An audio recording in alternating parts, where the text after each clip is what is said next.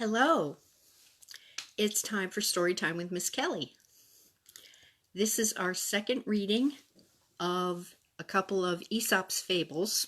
Now, Aesop was a man who lived in ancient Greece, and he shared these stories that he made up that taught people lessons. And over the course of the 2,000 years or so since he first lived, these stories have been adapted and for different cultures. So there are forms of Aesop's fables in African folklore, in Asian folklore, in Indian folklore, and even in Europe. So last week I did the lion and the mouse and the tortoise and the hare. And this week we will continue with our Tales About Tales theme, Tales, T-A-L-E-S, stories about tails, animals with tails. And let me turn around the camera and we'll get started.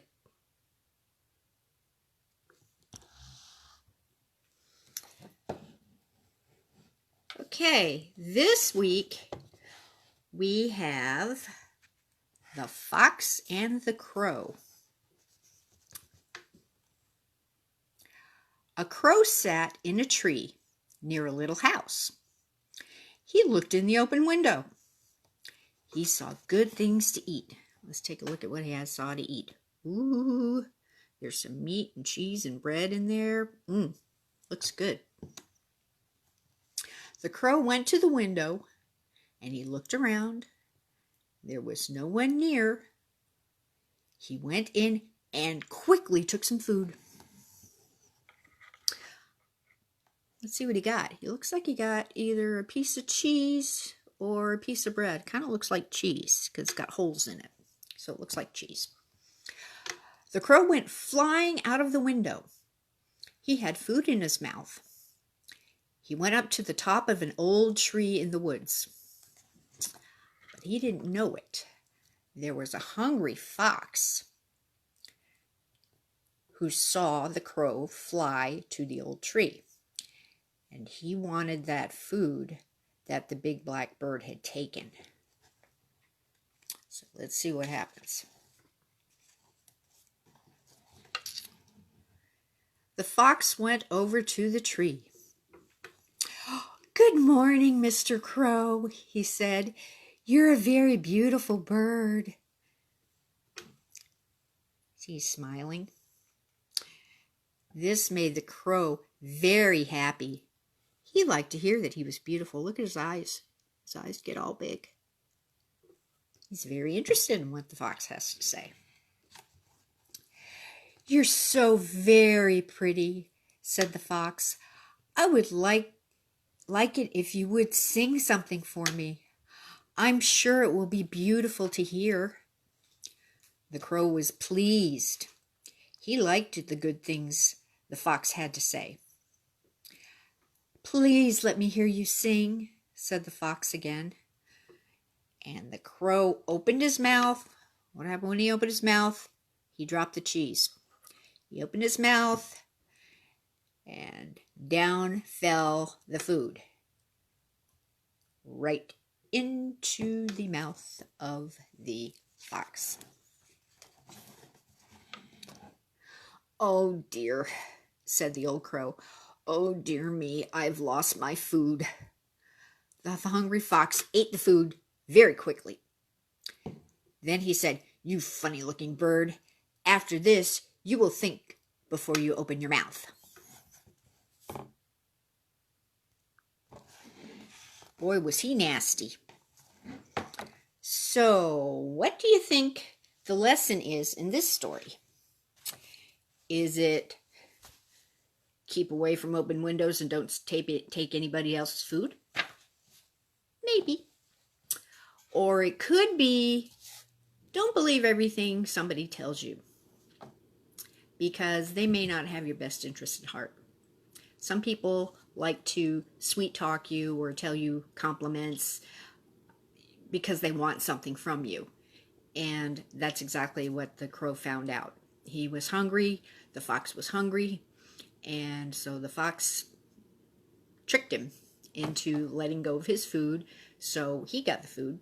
And he said all those nice things just to butter him up so he would get him to sing and open his mouth, and he got his meal. So the moral of the story is, don't believe everything you hear, and not everyone has your best interests at heart. So keep that in mind. Let's go to the second story.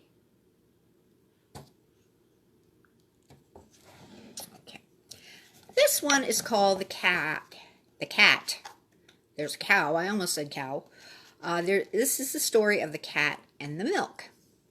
Let me turn my camera so there's not so much glare. Okay, there we go.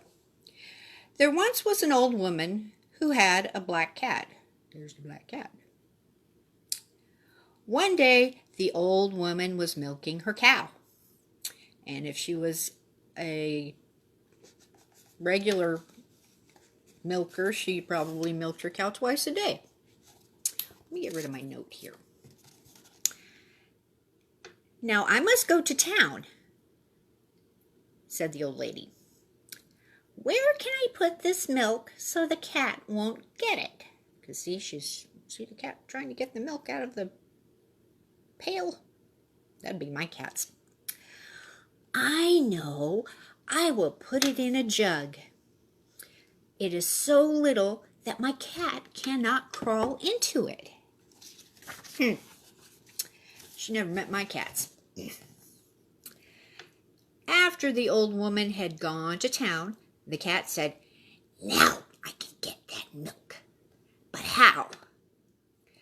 The cat tried and tried and tried, but he could not crawl into the jug to get the milk. Look, he could stick his nose in it, but that was about it. He couldn't even get his paw in there to get any of the milk. So after a while, he sat down and took time to think. And then he said, I've got an idea. So he ran out of the house and he came back with some stones. He put the stones in the jug, and each time he put a stone in the jug, the milk would rise to the top of the jug. And he dropped as many rocks as he needed until the milk came up to the very tippy top of the jug. You see how, let me show you again. See, it's kind of down here.